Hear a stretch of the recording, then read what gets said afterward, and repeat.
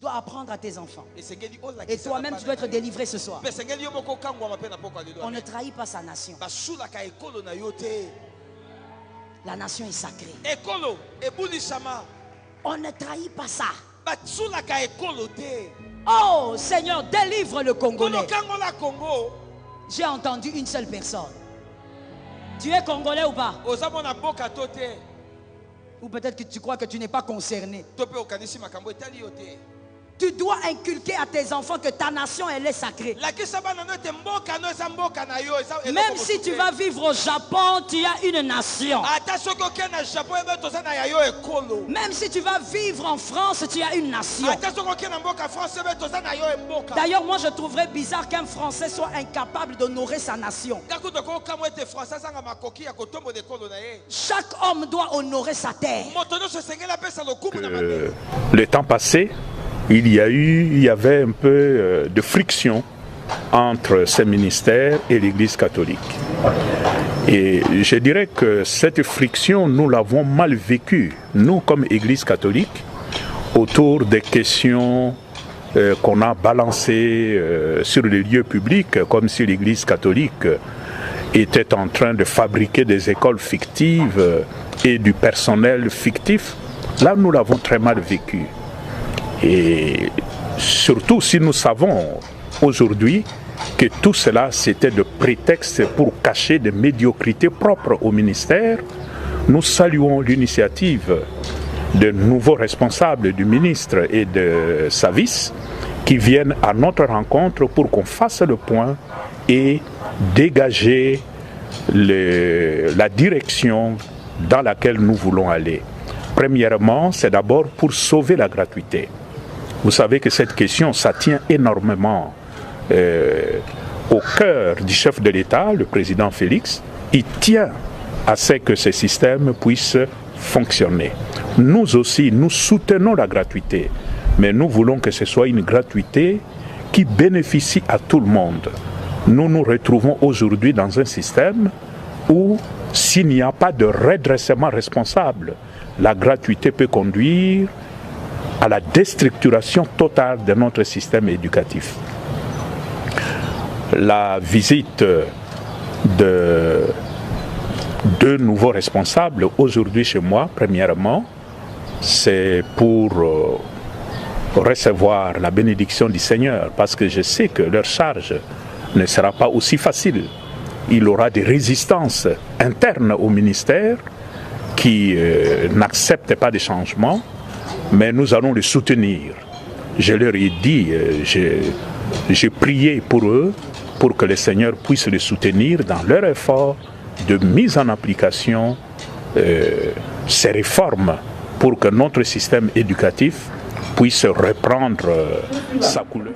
Je commence directement à faire un état des lieux. Les commandants, à chaque échelon, nous vous donnons des armes. Tu as combien d'effectifs? Tu as utilisé combien d'armes?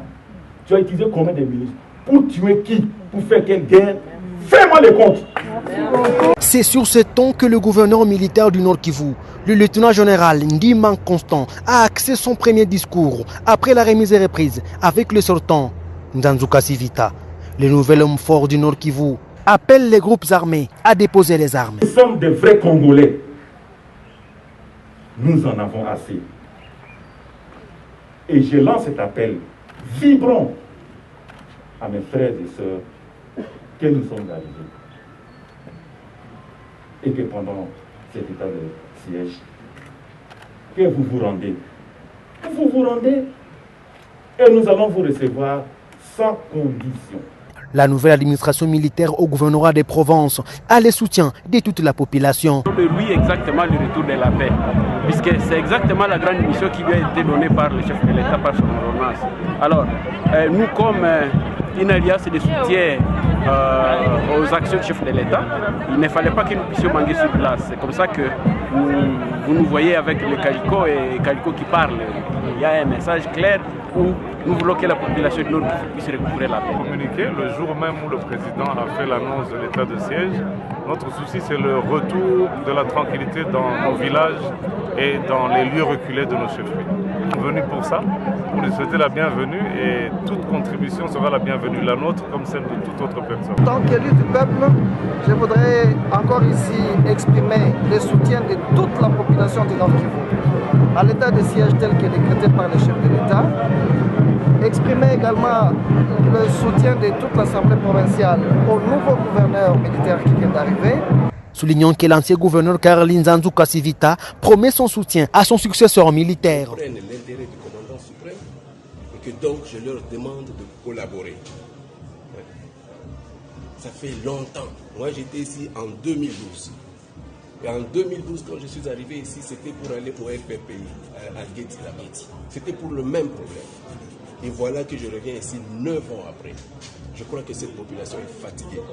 Fatiguée. Et ça, il faut que les gens comprennent. Il faut que les gens comprennent que la population est fatiguée. Et nous aussi, nous avons déjà compris qu'elle est très fatiguée. Spécialement moi qui étais venu ici pour faire cette paix encore en 2012. Donc, je leur demande tout simplement la collaboration. Qu'ils ne suivent, que la population ne suive pas la voie de sirène. C'est-à-dire tous ces, je ne sais pas moi, ces gens qui vont leur promettre des trucs. Non. S'il vous plaît, j'ai eu beaucoup d'informations de Kinshasa. Il y a des gens de mauvaise augure, des oiseaux de mauvaise augure qui sont en train de dire ici, non voilà, attendez seulement, on fait un mois, on cache nos armes, après un mois il va repartir et nous allons reprendre. Jusque quand mes frères? Hein? Jusque quand nous allons avoir ce comportement-là? Ces armes qui vont ressortir après, c'est pour tuer qui? Des brebis? C'est pour tuer qui? Ressortez ces armes-là. Il y a des fonds pour ça. Il y a de DDRC qui va venir. Ne pensez pas que je vais partir dans un mois si vous n'avez pas arrêté. Je serai là. Et ça, je vous dis. Et je serai sans état d'âme. Sans état d'âme. Pour ceux qui veulent bien coopérer, nous allons passer. Nous allons partir avec eux.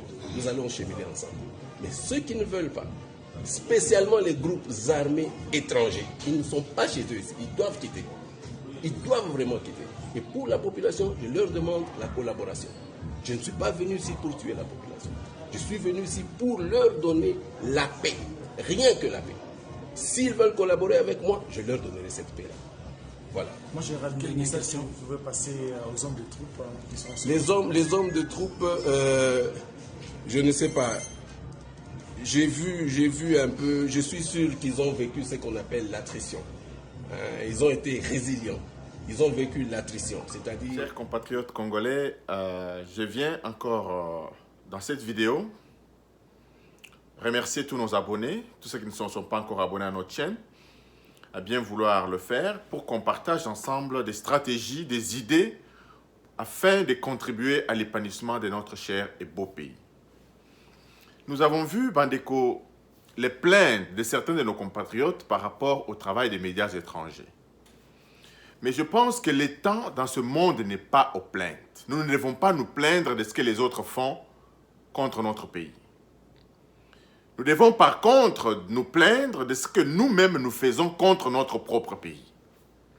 Parce qu'il y a certains de nos compatriotes qui n'ont pas encore compris que nous avons une seule patrie, un seul pays. Et nous sommes un seul peuple.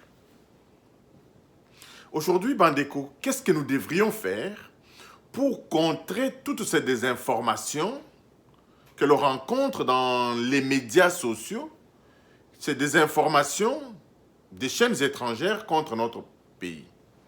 Nous ne pouvons même pas considérer que ceci est une désinformation. Ce ne sont pas des désinformations. Ces chaînes étrangères travaillent pour leurs multinationales.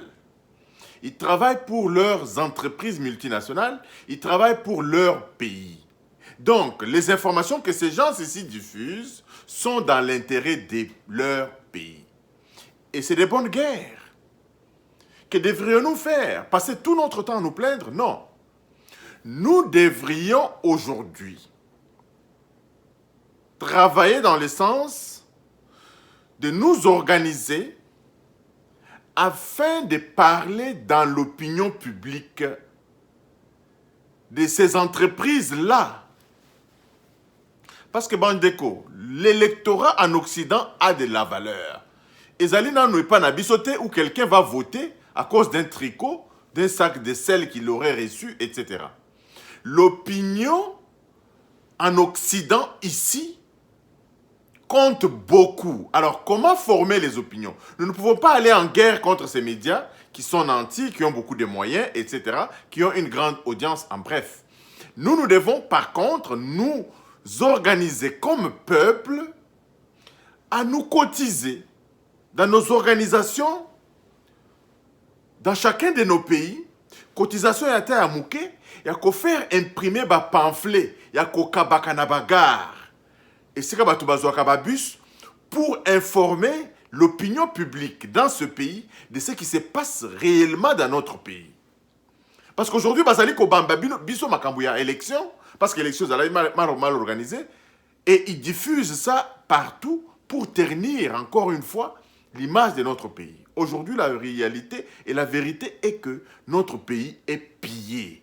Et yo soko zali congolais, au fani, au kanisi ke bakolobela yo, bato bazali ko piller mboka na bango, pour ko financer ba média na bango, pour ko financer ba mboka na bango. Biso esengeli pe to travailler pour influencer l'opinion publique dans ces pays-là. Je ne sais pas comment nous allons le faire. Ko ça la cotisation.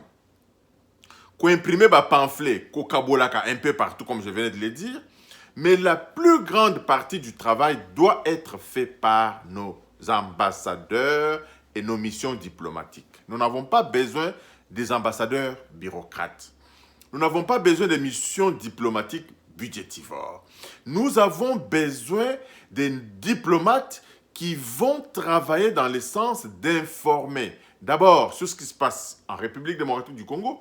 Depuis 1996, depuis que Congo a fondé là qui bapaya maboko pour baya ko se réfugier na kati ya mboka na biso, likolo ya bitumba oyo ezalaki na Rwanda, na Burundi, to fondé là qui bato oyo maboko. Alors, bato oyo banda ba s'installa en 1996, on n'a plus jamais retrouvé de paix.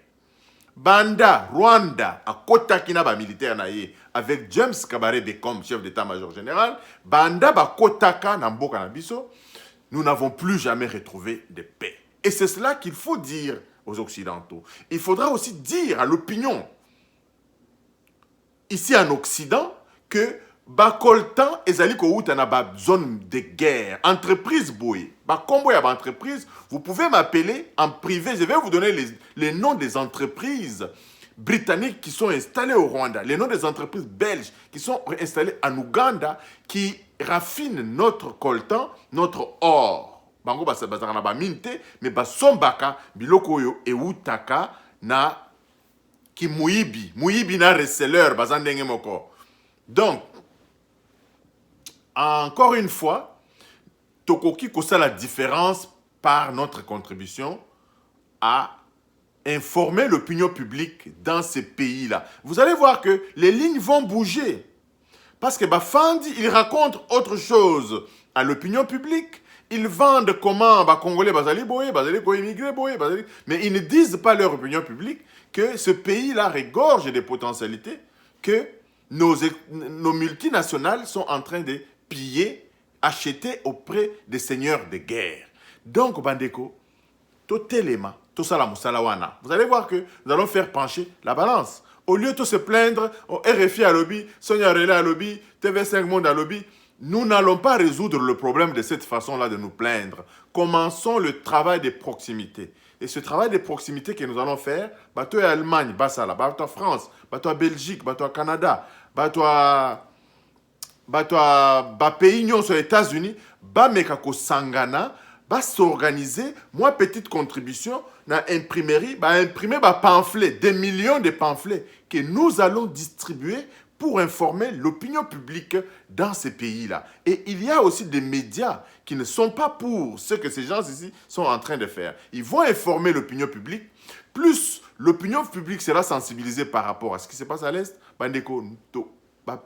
nous aurons la paix. Nous aurons la paix et nous allons obtenir la paix. Et tous ces prédateurs ici vont reculer. Donc c'est ça, à mon avis, à mon humble avis, la solution que je préconise. Si ça la cotisation ezali coûteux, nous devons nous mobiliser, pour pouvoir contacter nos missions diplomatiques, afin que les conférences publiques soient organisées. C'est du temps de Covid, des alipas, Sibatuba Sangana, mais il peut y avoir des mythes, des invitations lancées au niveau des Zooms, au niveau de la rencontre virtuelle, pour parler de ce qui se passe réellement dans notre cher et beau pays. Et aussi, Bandeko, tous ces médias dont vous parlez là, ce sont des médias commerciaux. Bazalikos, Tekaba, Misala, Nabango. Nous devons aussi acheter de l'espace pour faire passer l'information et la vraie information. Et on va voir comment, ça la censure. Ça la censure, ils vont nous faire passer, tout diffuser l'information. Parce qu'ils sont là à but essentiellement lucratif. Les autres payent pour faire passer leurs informations dans ces médias-là. Donc, le temps n'est plus aux plaintes. Nous avons un pays ayant plus de 60 années d'indépendance. Nous devons nous prendre en charge pour que la situation, la donne change dans notre cher et beau pays. Nous n'avons pas laissé ce travail au président de la République lui-même, qui circule partout dans le monde avec son bâton de pèlerin pour ne parler que du Congo, redorer le blason terni du Congo. Nous devons chacun, et Sika Azali, et Sika Afandi, tout le Belana Congo, tout tika buzoba oyo, tout ali kofinga na pamba na katiaba réseaux sociaux. Nous devons avoir vécu, laisser quelque chose pour nos progénitures, pour le futur de nos enfants. Encore une fois, Bandeko, merci. N'oubliez pas vraiment de vous abonner à notre chaîne. Envoyez vos remarques, vos observations et vos commentaires. Contribuons ensemble donc à l'épanouissement d'un Congo nouveau, un Congo des solutions et un Congo fort. Ensemble, on va loin. Seul, on peut aller vite, mais ensemble, on va aller très loin. Merci et à la prochaine. Bye bye.